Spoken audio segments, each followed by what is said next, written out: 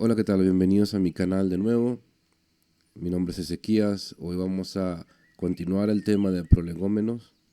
Los prolegómenos, como ya saben, por definición es esencialmente conceptos introductorios, definiciones y aclaraciones.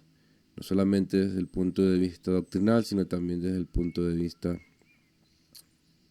teológico práctico, desde la razón y desde la fe, en la unión, una unión simbiótica entre la fe y la razón, que permite una función normal del ejercicio del cristianismo. ¿Por qué digo función normal? Porque muchas veces es errático debido a que no tenemos un balance correcto entre la fe y la razón.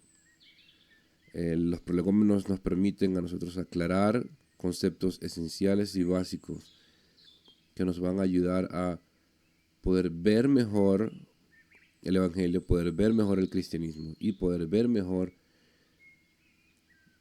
la universalidad de conceptos que se encuentran en toda esta maraña de definiciones, de terminologías, y al mismo tiempo nos ayuda a aclarar en realidad el corazón de una religión cualquiera, al mismo tiempo que nos aventamos en esta tarea de conocer en realidad el cristianismo. Pero no solamente el cristianismo desde un punto de vista doctrinal, sino también teológico, ¿sí? No solamente una serie de dogmas establecidos, sino la razón del porqué y aquellas justificaciones subyacentes de ese porqué. Entonces, nosotros nos quedamos la vez pasada, cuando comenzamos a hablar de prolegómenos, nosotros quedamos en lo que íbamos Lo que íbamos a investigar como tal a fondo en relación a los fundamentos indispensables es sobre la religión, ¿sí?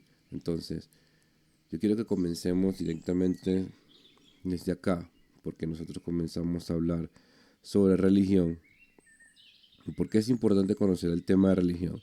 Como sabemos, hay muchos adagios, muchas frases, ¿verdad? Que tienen como que intentar capsular alguna sabiduría común, algún conocimiento de calle, por así decirlo, con respecto a la religión.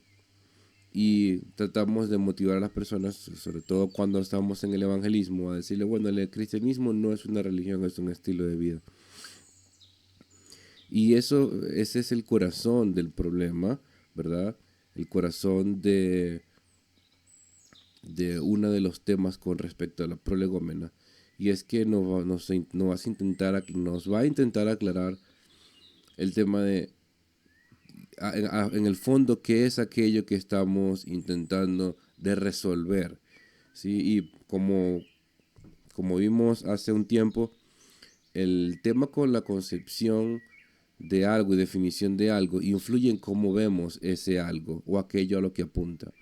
Entonces, en los fundamentos indispensables de del prolegómena es el hecho de conocer qué es la religión. ¿Por qué es importante aclarar estos conceptos primero y definir? Bueno, lo habíamos mencionado antes, y recapitulando en la última lámina de lo que estamos estudiando, es que Francis Turretin, en su teología heléntica, no sé si ustedes han leído la teología heléntica de Francis Turretin, pero esencialmente son 3 tomos, algunos son 2, dependiendo de la traducción. La traducción original es en 3 tomos de la teología heléntica. Es una biblioteca de teología. Esos 3 tomos es increíble la cantidad de disertación teológica que existe. Y Francis Turretin, por supuesto, un reformador, ¿verdad? Un reformado, tiene sus, por así decirlo, sus particularidades teológicas, pero algo muy importante en los prolegómenos de Francis Turretin. Él hablaba sobre el, hacia dónde, qué es lo primero que tenemos que hacer al momento de abordar algún tema. Y tenemos que definir esas palabras que nos van a señalar hacia eso que estamos intentando de estudiar. Y por lo general, si yo voy a estudiar el sol, yo tengo que comenzar primero definiendo a qué me refiero con el sol. Pueden haber millones de soles, ¿a cuál sol nos estamos refiriendo? Entonces, ¿cuál es la definición de sol para yo poder comenzar a entender aquello que voy a estudiar? Entonces, igualmente aquí lo tenemos explicado en los institutos de teología eléctrica. Dice, dado a que, de acuerdo con las leyes del método exacto, hablando precisamente de qué queremos es exactitud, ¿cierto? De acuerdo con este término de exactitud, porque es lo que busca la teología, el uso y el verdadero sentido de los términos, ¿verdad? Porque es que basado en el método exacto, nosotros intentamos buscar el uso verdadero y el verdadero sentido de estos usos al mismo tiempo, de los términos, ¿sí? Muchas veces hablamos porque hemos repetido, porque hemos escuchado, porque hemos experimentado el uso de cierta forma de algunos términos, pero no conocemos en realidad el verdadero sentido de ellos. Pero el verdadero sentido de los términos es algo que tenemos que dilucidar primero. Y como lo veíamos en una de las láminas, si yo recuerdo, vamos a colocarles acá brevemente, en el prolegómena, en las láminas que estábamos estudiando, recuerdo que teníamos esta definición de las definiciones, ¿verdad? Una especie de apreciación, y es que las definiciones son puertas, ¿cierto? Son puertas que nos permiten a nosotros entender, son puertas hacia el entendimiento y el buen juicio. Entonces, una de las cosas con las definiciones es que la definición te permite tener un buen juicio, ¿sí? Porque te evita complicaciones innecesarias y te evita malos entendidos. Precisamente es hacia el entendimiento. La unidad fundamental de todo criterio. Por lo general tendemos a crear criterios basados en formulaciones y definiciones erradas. Y esto es esencial en el cristianismo. En el cristianismo nos vamos a dar cuenta de que muchas veces nos hablamos por encima, nos hablamos en cruzado, porque tú tienes una definición de una cosa y yo tengo otra. Y eso nos evita poder ver correctamente y poder abordar un tema correctamente. Son los lentes, ¿cierto? Son esos lentes que nos ayudan a nosotros a ver mejor y que nos ayudan a nosotros a evitar tener confusiones, ¿sí? Entonces, por eso es que es tan importante el tema de la definición y de la unidad de criterio. Es importante, para poder tener unidad de criterio, tenemos que estar en la misma página. Tenemos que esencialmente entender la presuposición más básica que podemos tener, que es la definición de una palabra. Y vamos a ver por qué aquí en el Evangelio es tan importante. Muy diferente a hablar de doctrina, a hablar de dogma, a hablar de religión. Entonces, precisamente por eso, ¿verdad? Es que nosotros intentamos de eliminar confusión en el sentido. O cómo nos vamos a equivocar en el tema del sentido. ¿Qué estás queriendo decir con algo? ¿Sí? ¿Qué estás queriendo decir? Créame, esto aunque no parezca teológico, es totalmente teológico. ¿A qué te refieres con esto? ¿Y de dónde te basaste para decir eso? Yo quiero que comencemos a crear en nosotros este marco de referencia, este marco de definiciones y este marco de escepticismo, por así decirlo, un escepticismo sano. Por eso es que es importante que expliquemos primero esto es el sentido de las cosas y expliquemos los términos, ¿sí? Como lo dice Aristóteles, Porque las palabras son los tipos, es decir, las palabras simplemente son señales, son tipología de las cosas, no son las cosas en sí mismas. No porque yo diga la palabra computador, automáticamente estoy trayendo en existencia el computador. Algunas es simplemente una señal, ¿verdad? Un letrero, un anuncio, un enunciado al mismo tiempo. Son tipos, ¿sí? Son tipos. Y por eso es importante, y cualquiera que conoce el español se da cuenta de que una palabra en Perú es diferente a una palabra en México o mejor dicho, la misma palabra en México es diferente a la misma palabra en Perú que en Chile, que en Argentina, que en Colombia, que en Puerto Rico. Y es la misma palabra y tiene diferentes sentidos, ¿sí? Y por eso es que nos da mucha risa cuando viajamos entre países latinoamericanos. Por eso es importante estar bien claros en los términos. Y algunas cosas deben ser asentadas con premisas con respecto a la palabra teología, ¿ok? La palabra teología tenemos que primero definirla bien para poder comenzar a hacer teología, antes de que lleguemos a la cosa misma que vendría siendo la teología. Prolegómenos, pro, que puede significar antes, puede significar a favor, y legos, ¿verdad? Que es de hablar.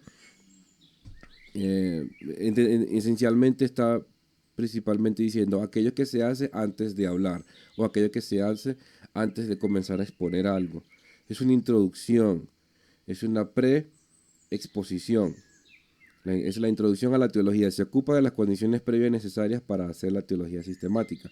Obvio, no necesariamente teología sistemática, y ya hemos hablado porque algunos tienen aberrancia el término teología sistemática.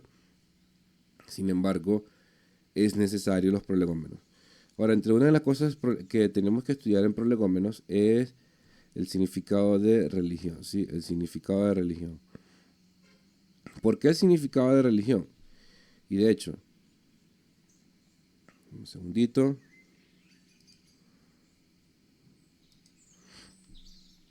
Religión es una rama, o mejor dicho, es un área de estudio, o también pudiéramos decirlo, es un cuerpo de conocimientos determinado según un área cultural, pero ahorita lo vamos a definir mejor. Pero religión es una palabra que se encuentra en un macro de otros conceptos, ¿sí? Y para poder nosotros entender el cristianismo, muchas veces no entendemos, hemos pasado toda la vida sin entender qué es religión y por qué nosotros nos comportamos de la forma que nos comportamos. Por definición, la religión es un estilo de vida, y estos estilos de vida van a estar basados en ciertas creencias. Resulta que esas creencias vienen en forma de dogma, doctrina o dogmática. Y vamos ahorita a ver por qué eso es de esa manera.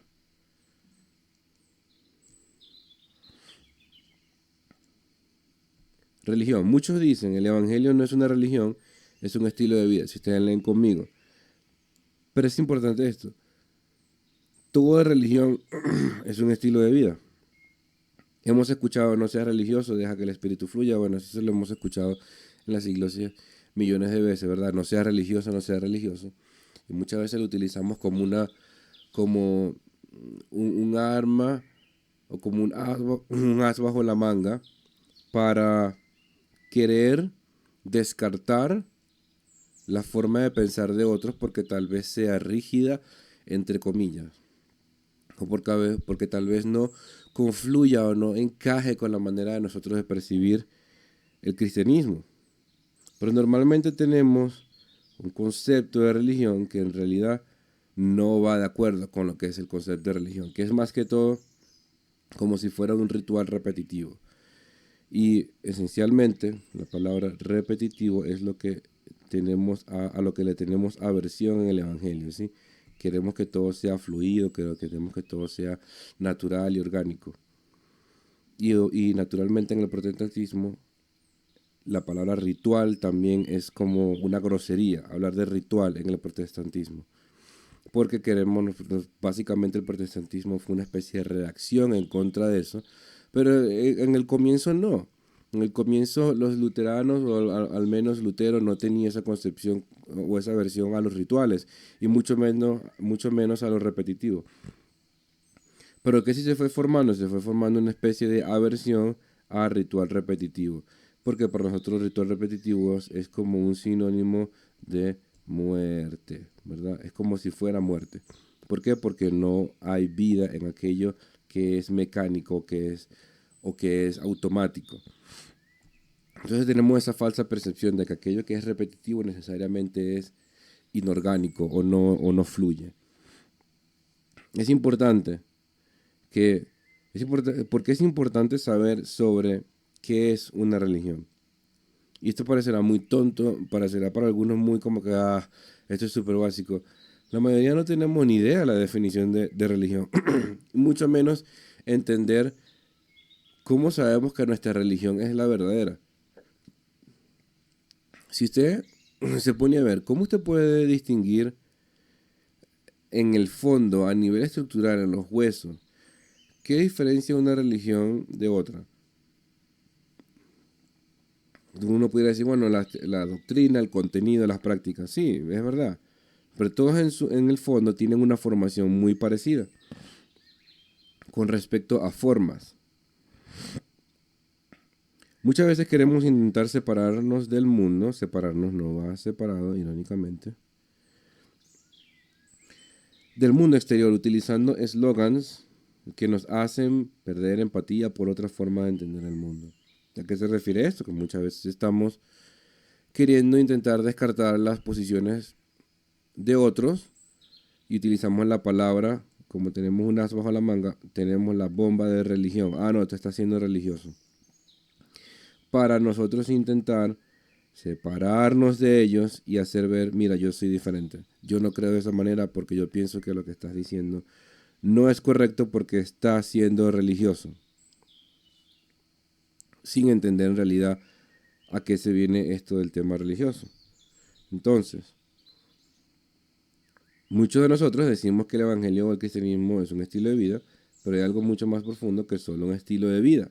Es una, en realidad, relación. Y por eso es que religión viene eh, de esa particularidad etimológica que es una especie de relación. No necesariamente que religio tenga que ver con relación, tenga que necesariamente significar a juro relación, pero por definición religión, como lo vamos a ver ahorita, es una relación frente a algo o a alguien. Y muchos utilizamos esta frase de no seas religioso, o la hemos utilizado millones de veces, muchas veces para qué, para poder justificar tal vez alguna doctrina por ahí medio rara que tenemos, o alguna práctica que no queremos justificar, o simplemente una práctica que vemos en otro que no quisiéramos que hiciera porque pudiera parecer repetitivo, ¿verdad? Pero no nos damos cuenta de que todos tenemos sistemas religiosos, lo querramos admitir o no. ¿Por qué? Porque todos tenemos sistemas de vida, sistemas de estilos de vida, ¿sí? La pregunta en realidad es, ¿cuál es el sistema religioso que más nos conviene? En forma sarcástica, ¿no?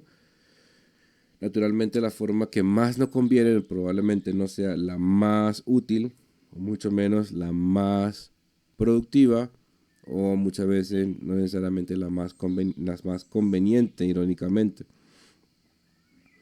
Religión, si yo hago una definición de religión, la religión es la relación de los seres humanos.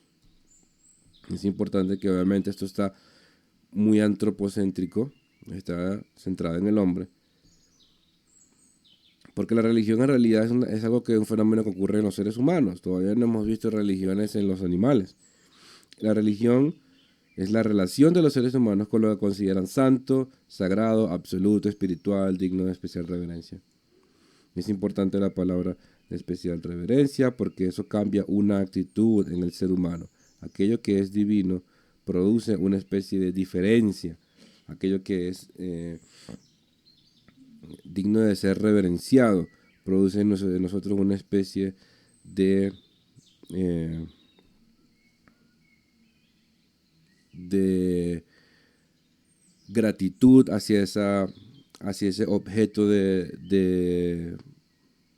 de reverencia y nos permite a nosotros tener una sensación de asombro, ¿verdad? Sobre eso. También se considera comúnmente, y vea que antes de yo seguir, habla sobre aquello que consideramos sagrado, absoluto, espiritual, divino o digno. Aquí van a entrar muchas religiones, como ustedes pueden ya percibir, en lo santo, en lo sagrado, en lo absoluto. También se considera comúnmente que consiste en la forma en que las personas lidian con las preocupaciones últimas.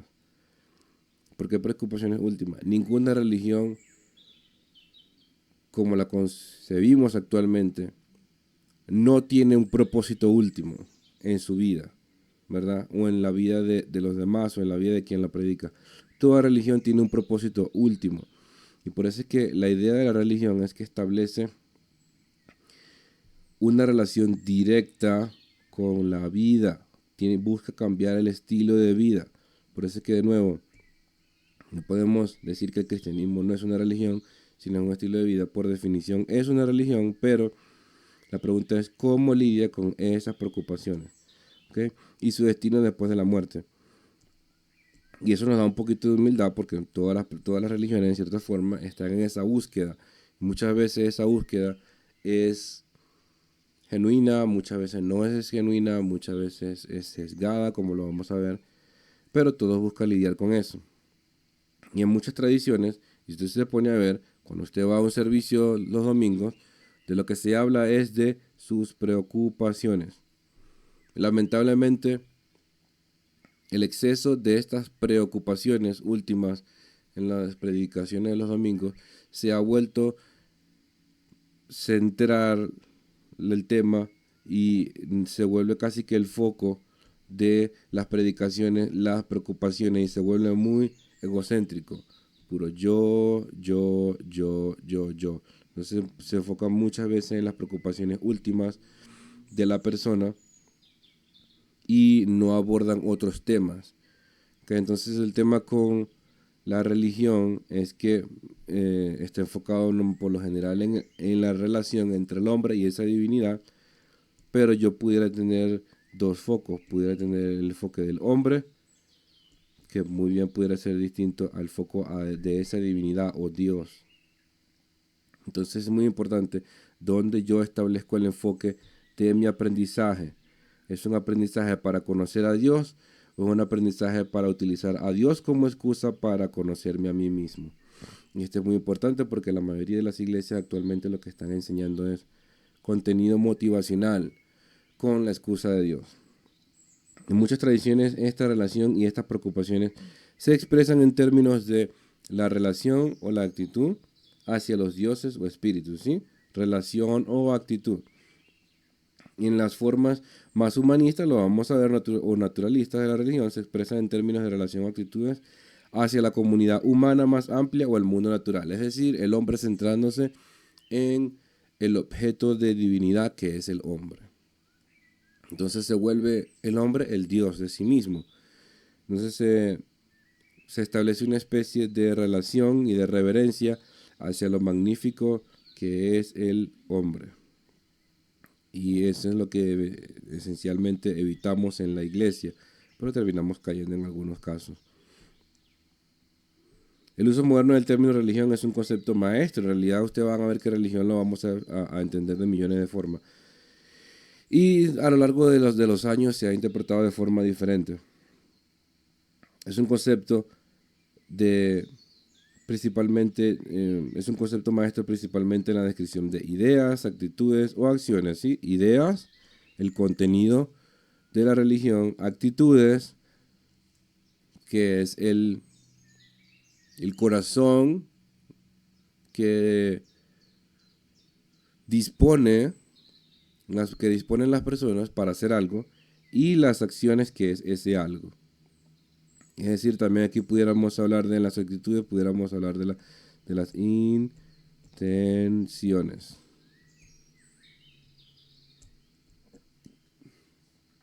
Entonces, en las ideas hablamos de contenido, En las actitudes hablamos de las intenciones y en las acciones naturalmente hablamos de prácticas. ¿Ok? Hablamos de la práctica. Tres palabras fundamentales en la religión.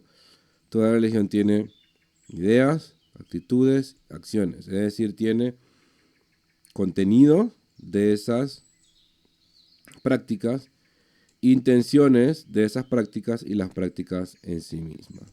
¿Ok? Entonces, por eso es que es tan importante cuando hagamos algo, tengamos atención plena en lo que estamos haciendo, porque toda acción va a tener de por sí una intención que proviene de un contenido de ideas, es decir, de algo fundamental. Frente a la realidad que aceptamos o llamamos fuerzas, o poder, o espíritus, o demonios, o dioses, o Dios, o como sea que lo querramos llamar. En el caso de los cristianos, naturalmente, le llamamos Dios, a menos que sea algún tipo de cristiano gnóstico que pueda que le llame fuerza, o algún cristiano que tenga influencias nueva era, etcétera, que le llame fuerza. Pero estamos tratando de establecer un marco de referencia general, ¿sí? Todavía no queremos, en este canal no queremos necesariamente martillar una corriente filosófica o teológica o doctrinal de partida, aunque obviamente yo voy a dar mis puntos de vista, pero lo que querramos es que tengamos un poquito más de conciencia sobre los temas cristianos y teológicos. Teológico desde el punto de vista cristiano, evidentemente, aunque no siempre es tan evidente. Con lo que es Dios, lo absoluto o lo santo, o simplemente trascendencia. Por supuesto, son palabras que para muchos son aversivas, como por ejemplo trascendencia, ¿verdad? Para algunos la palabra trascendencia es muy esotérico, pero etcétera. Esta realidad es sumamente importante para nosotros, ya que merece respeto y en la mayoría de los casos adoración. Entonces esta realidad, estamos hablando de la realidad de Dios, la realidad de los espíritus, los demonios, la realidad de los ángeles, etcétera. Entonces la religión por lo general tiene ese contacto.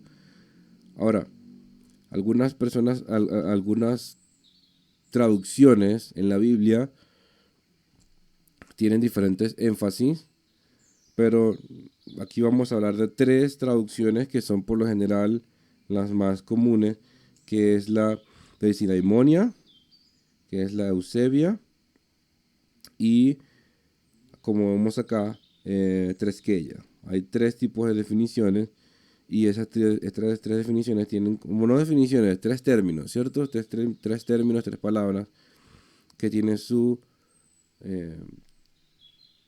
implicaciones. Vamos a hablar un poco de ellas, no necesariamente tenemos que mencionar profundo todo, porque aquí acabaríamos nunca. Pero sí quiero que hablemos un poquito sobre por qué esa traducción. Las traducciones del inglés de varios términos griegos aparecen solo en Hechos, en Colosenses, en el Evangelio de Juan y las cartas pastorales, Santiago y Segunda de Pedro. La primera que podemos conseguir es el del término muy religioso, que es el que vemos en Hechos 17:22. Si nos vamos a Hechos 17:22,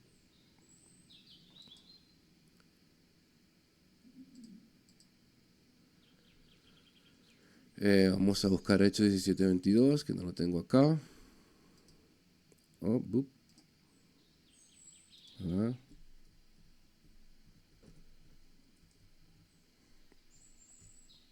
Vamos a utilizar la Biblia de las Américas. Dice: entonces Pablo, poniéndose en pie en medio del Areópago, dijo: varones atenienses, percibo que sois muy religiosos. Y dicho, esa palabra de sinaimonia está pues muy clara en ese sentido. Es la palabra simplemente que normalmente se utilizaba en la cultura helenística, ¿sí? Para las observaciones como tal ofrecidas a esta deidad, ¿no? Recuerdo cuando decía al Dios no conocido, precisamente cuando Pablo visitó a los griegos. ¿Y por qué pensaba que era muy religioso? Porque tenía un montón de dioses, efectivamente, ¿sí? Y naturalmente ellos tenían ciertas inclinaciones teológicas más que todo hacia su tipo de religión. Entonces, muchas veces tiene esa connotación de desidamonia, pero más que todo quiero que lo entendamos como una observancia, ¿sí? Ofrecida hacia una deidad. La segunda palabra que pudiéramos considerar, aunque hay muchas referencias sobre desidaimonia, pero no alguna pronuncia disidamonia. Pero no vamos a estudiarla todo ahorita porque no acabaríamos nunca. La segunda raíz que pudiéramos evaluar es Tresqueya. Y Tresqueya, que también se utiliza en Hechos 26, habla también de observancias y costumbres. Si usted se da cuenta, observancias y costumbres que son prácticas, ¿ok? Prácticas, más que todo. Entonces, hablando del concepto de lo que veíamos ahorita, es esencialmente ¿qué? Acciones, actitudes e ideas. Costumbres hacia qué, costumbres de qué y observancias a partir de qué, observancias judías. Entonces, en Colosenses 2:18, de la adoración a los ángeles también se habla, y siquiera pudiéramos abrir un momentico algunos pasajes bíblicos, pudiéramos ver que, por ejemplo, en Colosenses 2:18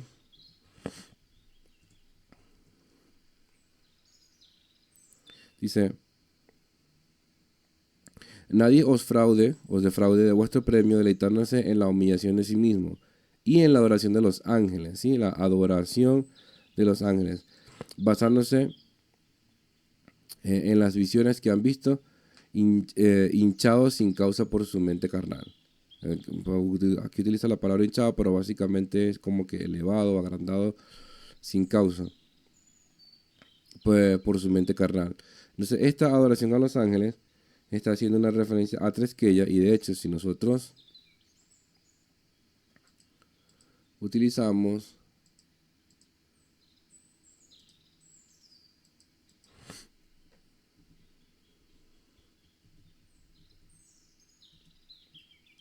Colossians 2:18,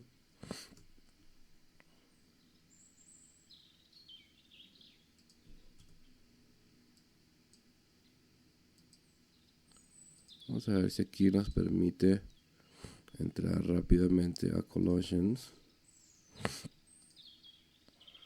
2:18. ¿Sí? Aquí vemos que, ok, 18, y aquí tenemos la palabra Tresqueya, ¿ves? Acá Tresqueya, que vendría siendo la analogía hacia la palabra adoración, ¿sí? Adoración, o esa disposición o religión, ¿verdad? Como una religión, como esas costumbres, o esas observancias, ¿sí? Esas observancias a los ángeles, esas costumbres a los ángeles, de ángeles que tenían algunos judíos. Y en Santiago 1:26 también naturalmente ocurría lo mismo, pero más que todo con una conducta hacia los demás, en vez de los ángeles, hacia los demás.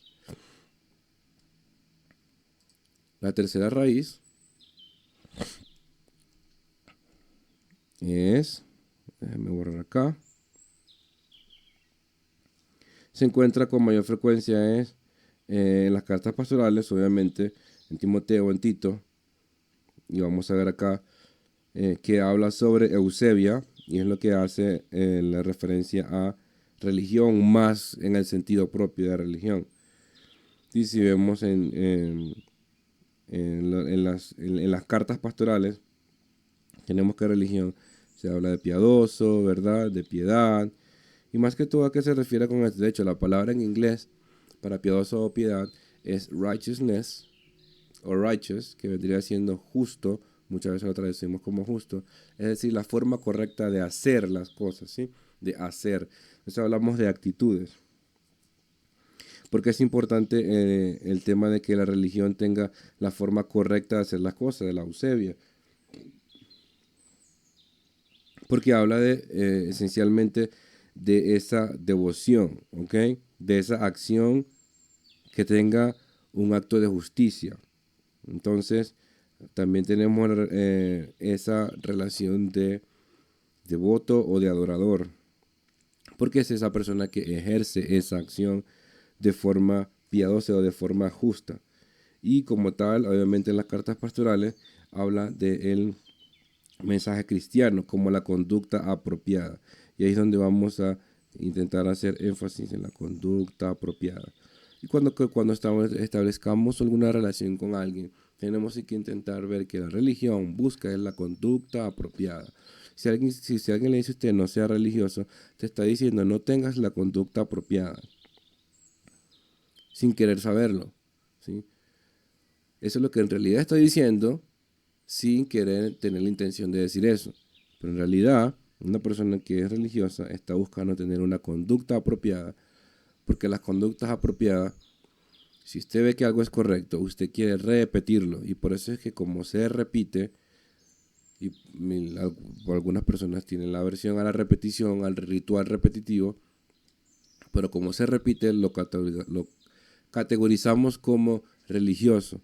Pero vea que todos, si sabemos que algo es correcto, obviamente queremos esencialmente que ese correcto se haga de forma repetitiva y sea apropiado, ¿sí? Entonces, espero que ya hasta ahora eso haya quedado claro. No queremos seguir martillando lo mismo. Y aquí, pues, para ustedes que tengan acceso al PDF, van a estudiar un poquito más acerca de religión, ¿verdad? Los que quieran leer de dónde sale la palabra religio, naturalmente, y sus implicaciones. ¿Cuál sería la diferencia entre estudios religiosos? Y de hecho, vamos a un momento rápidamente, acá. Ok, pues yo quiero que tengamos esas tres palabritas en mente, pero ¿para qué? No es para que no las aprendamos si es Desidemonia, si es Triskeia, si es Eusebia, pero pues más que todo la intención es entender cómo religión tiene una influencia sobre las acciones. Ok, son las acciones, todas ellas hablan de acciones. ¿Hacia qué va dirigida esas acciones? Hacia Desidemonia, hacia Triskeia o Eusebia, en el caso de la piedad, o si es simplemente una práctica o un acto hacia una deidad, por así decirlo, en el cual en tal caso habláramos de Desidemonia. Pero en realidad lo que me interesa de todo esto es que entendamos cómo se refleja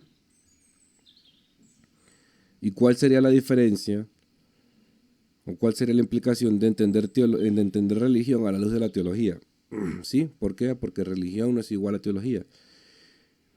Y, a ver, lamentablemente, en muchos institutos estamos enseñando, en muchos institutos teológicos, en muchos institutos aún cristianos, estamos enseñando religión y no estamos enseñando teología. ¿Cómo sabemos que no estamos enseñando teología? Porque no estamos haciendo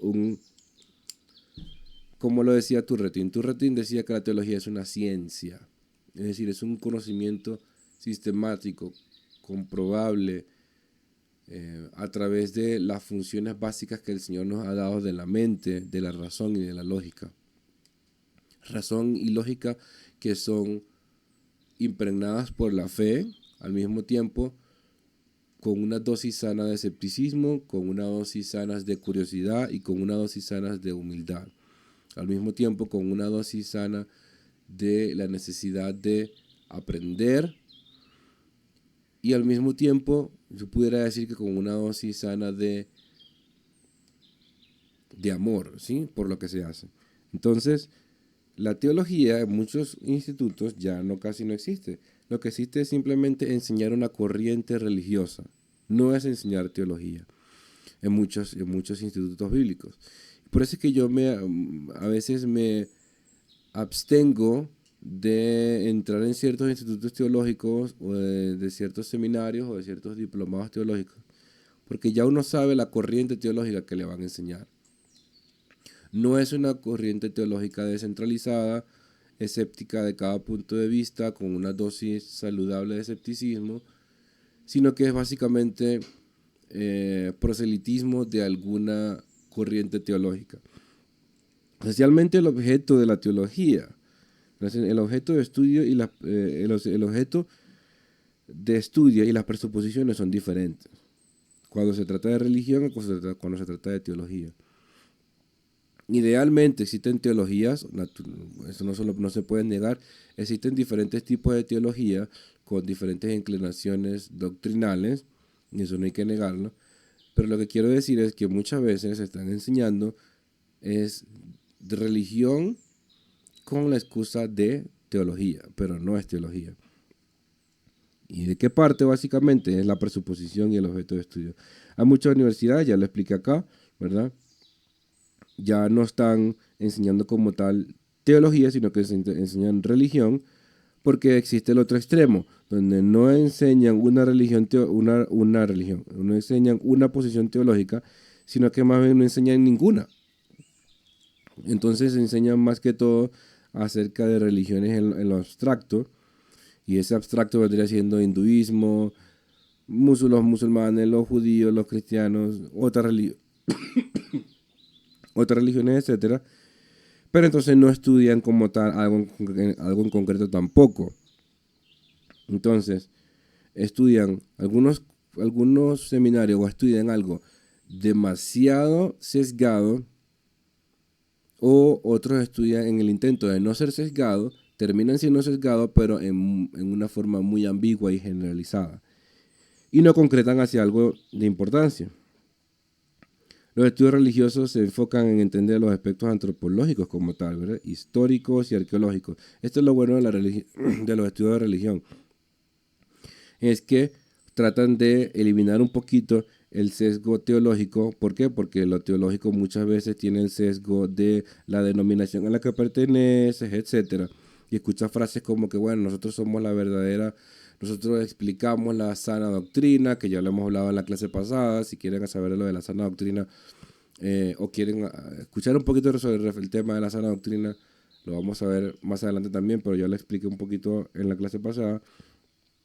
Pero algunas personas dicen, no, lo que pasa es que aquí nos mantenemos con la verdadera raíz de las escrituras. Nosotros nos vamos al comienzo, nosotros nos vamos a lo que es la sana doctrina.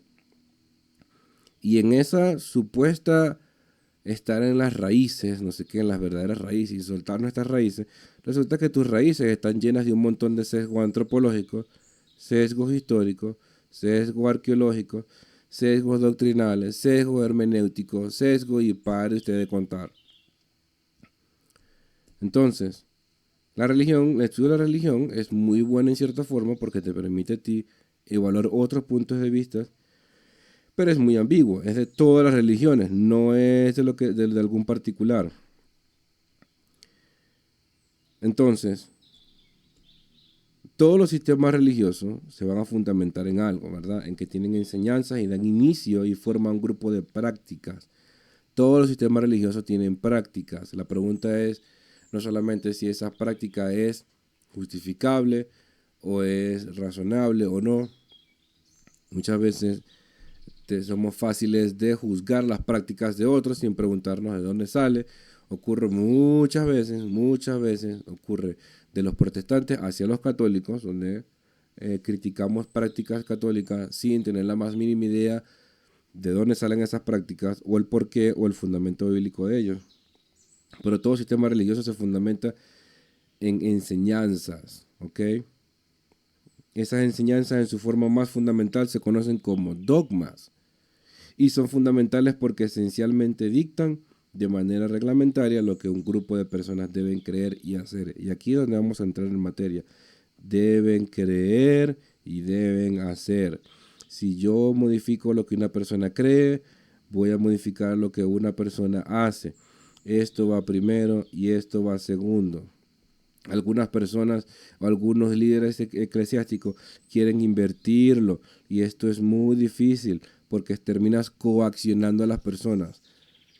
Si tú le dices a una persona qué debe hacer primero, sin decirle el por qué, que es el creer, esto va a terminar generando aversión y va a terminar creando resentimiento. ¿Por qué? Porque se vuelve un robot, una persona que no la estás considerando un marco inteligente de la sociedad o un punto inteligente de la sociedad que puede razonar, razonar o que puede entender alguna creencia en particular. No es simplemente creer por creer. Si es por creer, podemos creer cualquier cosa. Podemos creer en el Islam, podemos creer en el judaísmo, podemos creer en el panteísmo, podemos creer lo que sea, en el deísmo de los budistas, si quisiéramos, o en el panteísmo de algunos budistas, o de algunos de los hindú. Pero no es simplemente creer por el acto de creer, ¿ok? No debemos llenar la boca simplemente decir con que yo creo. La pregunta es, ¿por qué creo lo que creo? ¿Y qué justificaciones tengo para creer lo que creo? Y si me dice, bueno, lo que pasa es que yo tengo experiencia, sí, pero todo el mundo en el planeta Tierra tiene experiencia. Y cada persona puede justificar sus creencias basadas en sus experiencias. Pero una experiencia no es un marco de referencia confiable.